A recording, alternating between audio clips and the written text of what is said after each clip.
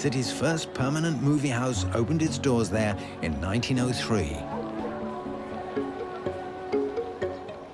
Ryunkaku Tower, the cloud-surpassing pavilion, stood proudly on the corner. It symbolized the new Tokyo, open to Western ideas. Designed by a Scottish engineer, this building was then the capital's tallest. It very quickly became the most popular attraction.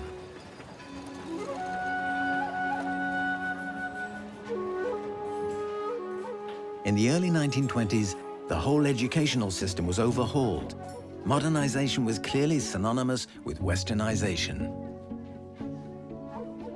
Vending machines would dispense fruit-flavored drinks for the thirsty right in the streets. Golf had become the fashionable sport. Players could tee off in Shinjuku.